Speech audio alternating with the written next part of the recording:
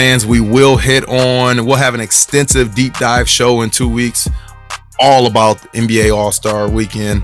Then we'll add in a couple predictions and for the second half of the year, as well as some of our impressions through the first half in that episode. But that's a few weeks away.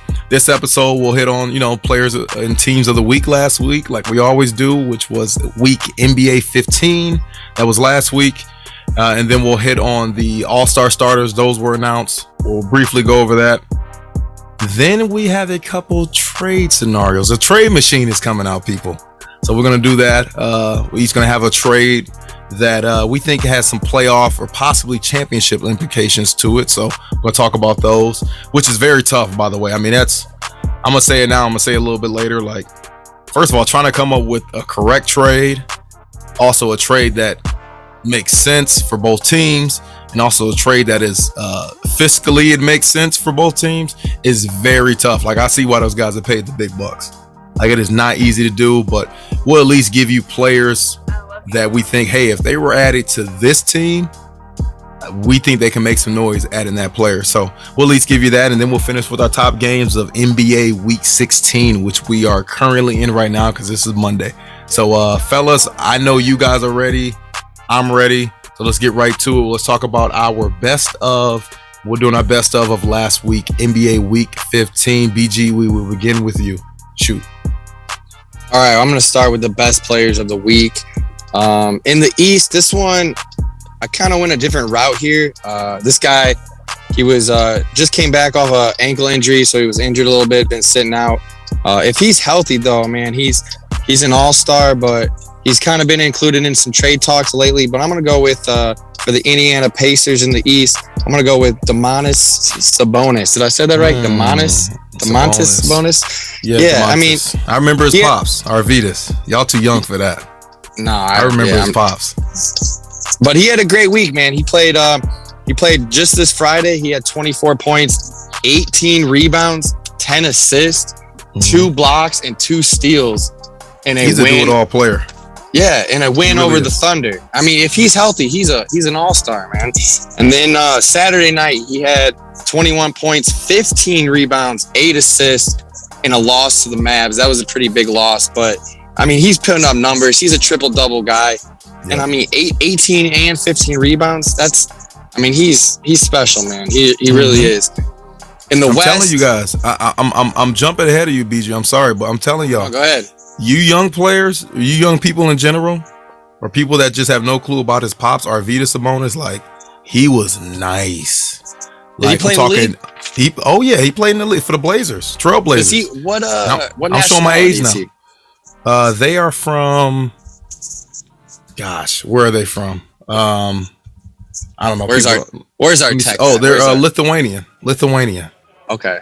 Bro, and his pop, yes. His they got father, a good national team. They do. They got a couple NBA players. But Arvydas, his father, he came over to the NBA late. You know what I mean? Like, this is a different time where, like, players didn't necessarily come right over. I think he came to the NBA after playing professionally overseas. He probably played professionally overseas for like 8 to 10 years and then came to the league. So he was like late 20s, early 30s when he came in. But I'm telling you, man, Domantas plays a lot like his father Arvydas, where, I mean, the pass game was there. He could rebound, he could shoot a little bit. I'm telling you, check him out. His pops was 7'3", 292 pounds. So he was actually drafted. He was drafted in the '86 draft. He was in the first round. He's 24th pick, but I think he went overseas. He went back to overseas, played a little bit, and then actually came over to the NBA later in his career. But he was nice, bro. I'm telling you. I did mention too, he is involved in trade talks, so that might be a little spoiler for later in the show. But let's go out west. I'm gonna go with. I know this guy's been talked about. Zay's brought him up. It was about due time that I gave him, his loving as well. But the hottest team in the NBA right now, man, are the Suns, and Chris Paul, man, he just continues the ball. So he's my player in the West. Yeah, CP3 last week on Monday night, the 24th, he went 27, 9, and 13 with a win over the Jazz. Wednesday night, he had 21, 3, and 5. So kind of a low key night with another win over the Jazz. Friday night, 21, 10, and 14, triple-double with a win over the Timberwolves. Then Sunday night, he had 20 points, 8 rebounds, and 19 assists in a win over the Spurs.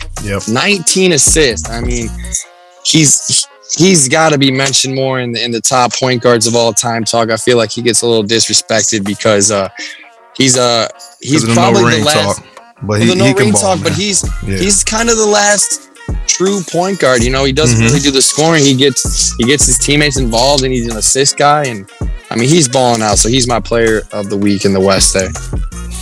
I love it. Zay, what you got for us? Or you want me to go? It's up to you. No, we good. So, and Chris Paul is balling. He is balling. Last week, I mentioned it. Definitely one of the hottest, most efficient players in the NBA right now. Facts. And he's showing it week after week, day after day for team who is the best team in the NBA right now. So hats off to him. But my players, I'm gonna stay in the West right now. I'm gonna start with my Western Conference Player of the Week, and that is Karl Anthony Towns. So you stole one from me, Zay. I love it though. He's deserving. Yes, he is deserving. Playing on a Minnesota team that's been battling in different type of ways, but I mean, they're still fighting. They're still fighting, you know. He had 31 and 11 in his last game, shooting 75% from three. And then he also posted a game up against the best team in the NBA, the Suns, where he went 23 and 9 in the 10-point loss. And also against the Warriors, another one of the top teams in the NBA, 31 and 12. So 30, and that's 12 rebounds, you know, so 3 double-doubles last week out of 4 games. Definitely hats off to him. He balling right now. And actually, I failed to mention, he actually had a triple-double in his game yesterday evening with 31 points, 11 rebounds, and 10 assists with only 1 turnover as a big man. And that's impressive right there. He balling, and I'm sure Minnesota, they always fight toward the end. I don't know if they'll be a playoff team, but they could definitely wreak some havoc for those borderline teams toward the end of the year. So we'll have to keep an eye on that. For my Eastern Conference Player of the Week, I'm going with Jimmy Buckets because last week he was getting buckets. You know, he had a triple-double in their triple overtime loss against the Raptors. But he posted 37 points, 14 rebounds, and 10 assists in that game. And in the game before that against the Clippers, went 26 with 9 assists.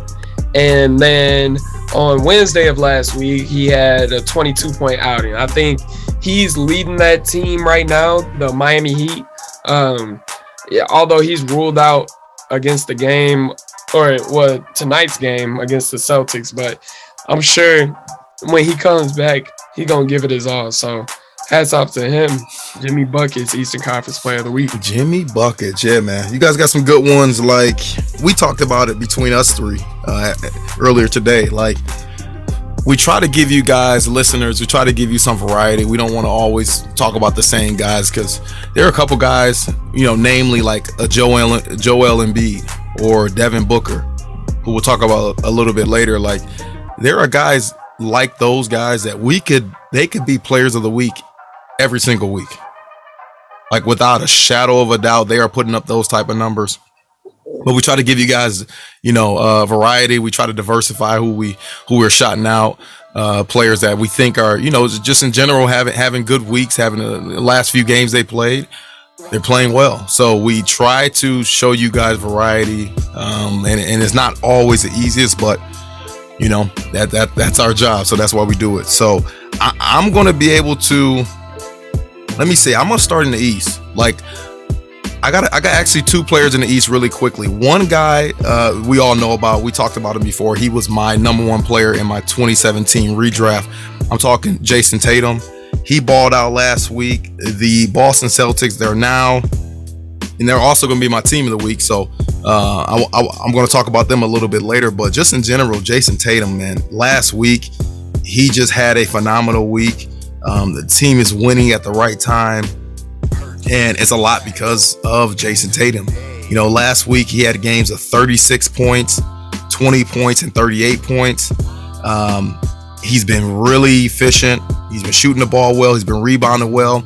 And back to BG's point from last week, he said, hey, he would be ranked higher in his 2017 redraft if he was able to assist the ball a little bit more. Well, guess what? That's what he's been doing. I feel like that's a focus of his. And maybe he's listening to this show. I don't know. BG, maybe he could be listening to this show because last week, he had games of 6 assists, 4 assists, 7 assists, 5 assists, and this is on top of rebounding the ball. He had a game last week where he rebounded the ball. He had 12 rebounds in that game. So, and then shooting the 3, he's doing that efficiently for the most part. Shooting a high number of 3s, maybe a little too much for my liking personally, but if he's shooting it the way he's shooting it, keep shooting it. You know what I mean? So, and this is coming off of what he had last Sunday, which officially wasn't a part of last week, but last Sunday he had a 51 piece. So, he's a scoring machine again. That's why he was number 1 in my 2017 redraft. And then the second player in the East I want to highlight is, I want you guys to listen. You guys know his brother, but now we're talking about him, Franz Wagner. Yes, I'm saying that correctly. Franz Wagner, rookie, plays for the Orlando Magic. And the Magic are also one of the teams that I strongly consider for my team of the week. I know that sounds weird. It sounds crazy. You don't think it all. How can a team with what do they have? 11 wins total. How can they potentially be a team of the week? That last week they went 3-1. So they're doing something well. And I'm telling you, this cat Wagner, his brother Mo, but Franz, I think he's a much better player. And again, I think he has true potential to win Rookie of the Year. Like, he's top 3 right now between him, Cade Cunningham. You could probably name another guy. But last week, Wagner, he had games of, if my phone would actually load, he had games of 21 points, 3 rebounds, 9 assists, and that was against the Clippers. Then he turned right around against the Pistons. He had 24 points, 3 rebounds. He actually was 8 for 8 from the free throw line there and shot 2 or 3 from the 3-point line. And then he turned right around against the Mavericks at 18 points, 2 rebounds, 3 assists. And was 9 of 15 from the floor there. So I definitely want to shout him out. His game has really impressed me. He's a player that didn't really go super high in the draft. Wasn't a lot of notoriety that follow his name, but he's showing out. He's showing that he is here to stay. Trust me, that young boy can play. And then out on the West, Zay, man, it's funny. You actually took my guy, Cat, Big Cat. But I can always find another guy because there are a lot of really good players playing, a lot of really good ball. A guy that I have my eye on, he actually just came back from injury. And we're talking CJ McCollum. Like, McCollum coming off of the injury he just had, it seems like he hasn't even missed a beat the way he's been playing, especially last week. So this pulls up, man. He's been shooting the ball really well. We know that from CJ. That's what he does. You can expect that. But also, he's been doing a much better job of facilitating. He's been doing a much better job of just having an all-around game in terms of also rebounding and playing much better defense. He would be, CJ McCollum would be my Western Conference Player of the Week last week. And again, in the games he just came back from, he had totals of 20 points, 26 points, 29 points. And then again, like I said, he's well-rounded with this game, averaging about 5 rebounds per game last week and then about 5.5 assists per game last week. And he's asked to do a lot without Dame Lillard being in the lineup. So those are my guys. Those are our guys for the Eastern Conference and the Western Conference Players of the Week. Now let's round it and let's get to the teams. BG, shoot. All right, so I'm going to start with the East here for my team of the week. It's kind of unfortunate because they did end up losing tonight, but I'll get to that in a second. But I went with the Atlanta Hawks. Before tonight, they won 7 straight games after going on a 5-game skid before that. So they have wins over the Bucks, so that's a pretty good win. The Timberwolves, another team that's kind of hot right now. The Heat, the Hornets, the Kings, and the Celtics, and the Lakers. And one of those 7 wins in that 7-game win streak was under 7 points. I think they had a 1 win by 7, 1 win by 8 or 9, and then the rest of them, I think 5 of them were double digits. A couple blowouts too. It was acting silly. Yeah. So they were balling. You know, Trey's balling. They were getting healthy. I think they had some injuries, so they got a couple guys back. Right now they're sitting in the 10th spot, and they are currently 2 games out of that 8th spot in the East. And they did end up losing to the Raptors tonight in a close game, 106-100. But before tonight, I made my pick before tonight, but they are my team of the East, or team of the week in the East there. Yeah, and that's last week again, people. So technically tonight, I guess, doesn't really count if you're talking about that's last true. NBA, NBA week 15. So you're right about that, and they're one of those teams too that on paper they should be much better than what they are, because they have so many scorers, so many guys. If you give them the ball and just get out of the heck up out of their way, they're gonna get you a bucket. But I think that's also, especially early on in the season when you're dealing with injury, you don't know, who you can necessarily count on outside of Trae Young. You're trying to develop that pecking order. I think it's tough for a team like that to try to figure out, okay, we got all these injuries, we got all these guys that can, when they are playing, they can get a bucket for us, but when they're not, we have to find other guys. It's like, how do we dictate who's going to be that guy outside of just Trae Young? And I think they kind of dealt with that, but now I think they're starting to come around a little bit, because they are a team that they really do have a lot of talent. But also there's only one basketball. So I think that also makes it tough for a team like the Hawks. But right now, currently, they're playing well. And again, we talked about it. They're playing well at the right time. So I like that, BG. Yeah, definitely. They're going into break on a little roll here. So hopefully they can pick up some other ones. I mean, it's hard. It's hard in the NBA to 7 straight wins. It's hard to keep that rolling. Mm-hmm. But when you look at the West, man, this was tough. But there's some good teams in the West. Some teams that are on some streaks right now. I picked the Phoenix Suns last week. They still have, or the previous episode, they still haven't lost since I picked them. But I'm going to go with the Golden State Warriors for my team of the West. Mm-hmm. They're sitting in that 2nd spot right now, 3 games back of the Phoenix Suns, but they're 38-13. They have 5 straight wins over the Rockets, the Jazz, the Mavs, the Timberwolves, the Nets. But that was all at home. And I actually think they might have played. No, I don't think they played tonight. But yeah, 5 straight wins. They did. They played the Rockets tonight. The Rockets, 6 straight wins. They won. Yep. They won. So they have 6 straight wins now. And I mean, they're doing this. The reason why I picked them isn't because of 6 straight wins. They're doing this with, Clay getting back in the lineup, getting comfortable. Mm-hmm. Steph hasn't been playing great, hasn't been shooting great. Draymond's been out, and they're still winning because they're role guys, man. They got probably the best role guys in the league right now. Mm-hmm. Guys like Wiggins, who we'll talk about later on, making an all-star start, his first all-star appearance. Jordan Poole, from, local kid from, well, not local, but La Lumiere High School out of LaPorte here. Gary Payton. I did not know that. Yeah, he went to La Lumiere.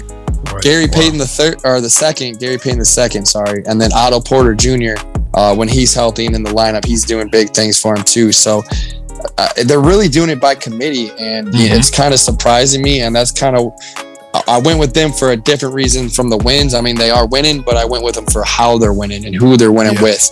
And that's impressing me. So when they get healthy, man, I mean, Phoenix is hot, but Phoenix and Golden State. Wow. That was my question. Can they surpass the Suns, in your opinion?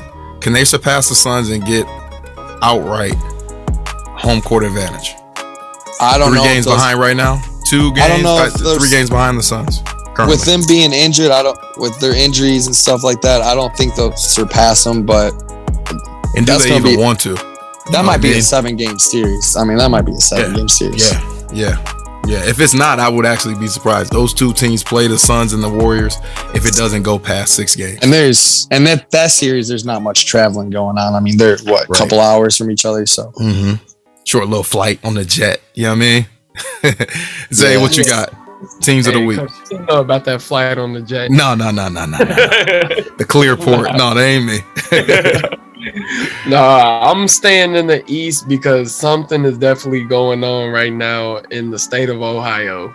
Bengals. Shout out to them making it to the Super Bowl. Yes. And the Cleveland Cavaliers that actually sneaking up on teams. And the reason being is because they take care of the games they need to take care of. So right now, the 30-20 Cleveland Cavaliers currently have the 4th best record in the NBA when facing teams under 500. So they're 17-5 with 7 straight wins when playing teams under 500.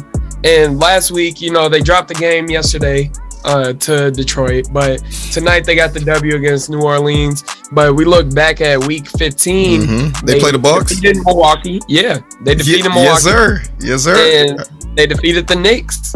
Those are 2 big wins. 2 big wins over teams that are the Knicks. Yeah, so. But the Bucks, like last week, I was just talking about how they could compete for an NBA championship, and they still can.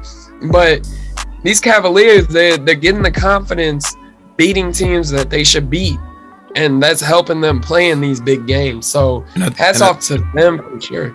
Yeah, and I think that actually just tonight they completed their 5th home win in a row. So yes, they're one of the, to me, like that kind of goes to your point. You beat the teams you should beat, number one. And then when you at home, when you at the crib on your home floor, you get the job done. So looking at their record right here, they're 16-9 at home and they're 15-11 at That's on the road. impressive. That's impressive. It's impressive with a young team too. I think Rajon Rondo, he's a big difference maker on that team, being the veteran presence they need. And I feel like he is a really good go-to mentor for Darius Garland as well, who's already a budding superstar. But every superstar, just like Devin Booker, kind of looks up to Chris Paul. Darius Garland, he has somebody on the court night after night that he could look up to, ask questions, and all that stuff. And I think that's paying dividends for the Cleveland Cavs. So, not saying that they're gonna go out and win an NBA championship, but that handling those games that they should handle, they can make some noise, man. That can build especially up. if you can play well at home. Definitely. So, and for my Western Conference team of the week, I'm going with the Denver Nuggets. So the Denver Nuggets 28-21 last week. They took care of business as well. They won 5 straight games, 2 against Detroit, but they've also beaten Brooklyn and Milwaukee in that stretch as well. So that just tells me these guys are coming to ball. Jokic is doing his thing, and the reigning undisputed MVP is definitely, like I said, the reigning champ with the belt on. Yeah, 27 points a game on 59, 42, and 97 shooting, and he's averaging 12.4 rebounds and 10 assists. And they have won 5, like as mentioned, 5 straight games, and enter top 10 in offensive efficiency. So they getting it done, and they don't even rank top 10 in 3-point percentage on the year yet.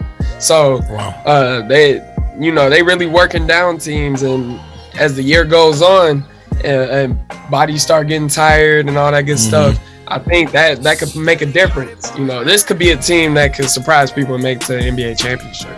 Yep. And my question with them is there a chance that Jamal Murray can make a return? Because he injured his ACL last year, correct? Yeah. Last season. Okay. Who knows? Who knows? When you got an MVP, I mean, you always have a chance. Definitely. Always. BG, you gonna say something? Yeah, I was looking at that actually in my fantasy league. They mentioned that he was scheduled to come back for like contact and stuff like that, but I think he got quarantined. Okay. Wow. So it kind of limited it. So yeah, I'm thinking back to the Rams, talking about football and just injuries and how miraculous some of these things can be. Cam Akers, the LA Rams running back, I think he tore his Achilles like 6 months ago, like right before the season began, and he's back in the playoffs playing legitimate football, a starting running back for him. So there was a time where you tore your Achilles you were out, your career was over. Like, it was over. Like, there was nothing we could do. Like, you are done. Like, there's no more sports for you. Like, hang it up. But Cam Akers, he's a guy that, turned it right around, and 6 months later is playing in the Super Bowl. And so a guy like Jamal Murray, coming off the ACL, man, that stuff happens quick with the medicine and the doctors and surgeries and things they have now, the rehab they have now. So that's impressive, man. So, yeah, that'll be intriguing to see with the Nuggets if they can get him back. But like you said, Zay, the Nuggets, they have the ability. I know people think of them as this high-flying team, and yeah, they can score, but they have this ability to lock down when they really want to, especially if they get you in that mile-high air, man. How you holding your chest, man. How you gasping for air. Like, it's different up there. So, Cool, man. Let me get to mine, man. I talked about the East, the Celtics, and the Magic. Yeah, it's not that sexy, but we like I said, we want to diversify. We want to give you guys different teams, different players that we want to highlight. Both of those teams went 3-1 last week, talking about the Celtics and the Magic.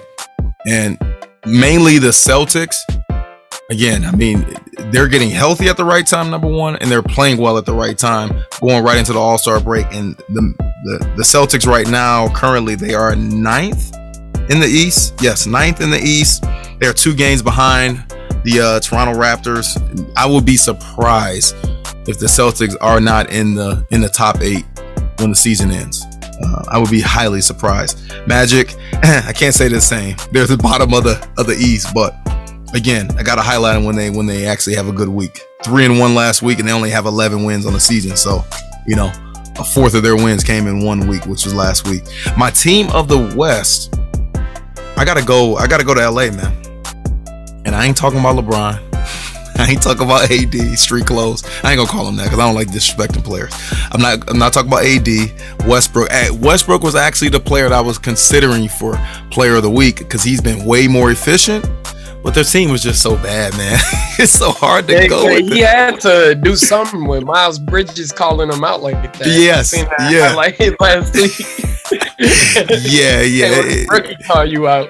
This has been a season. Let's say that for my man Westbrook. But the team I'm talking about, man, is the team across town, right? In LA. We're talking about the LA Clippers. Last week they went 3-1, correct? Yes, they went 3-1 as well. They had wins over the Wizards, the Magic, the Hornets. Then their only loss last week was against the Heat. So, I mean, the team from LA traveling all the way to the East, playing, having a little Eastern Conference stretch. They go 3-1. Again, they don't have their highest paid players do not play for them right now. Paul George is out with the elbow injury. Kawhi Leonard, ACL. So you count on God, Mr. October, Reggie Jackson. You count on Reggie Jackson. You're counting on Luke Kennard, who had a heck of a game winner last week against the Wizards. That really sparked their week last week. I think they were down in that game against the Wizards 25 points. And your boy Luke Kennard had a 4-point play to win that game last week. And that really sparked them last week to get things rolling.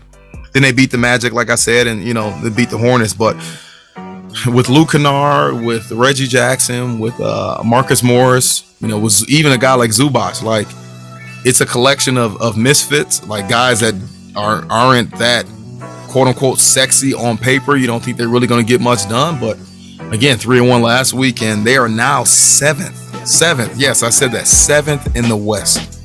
Talking about the LA Clippers. So that's my team of the week.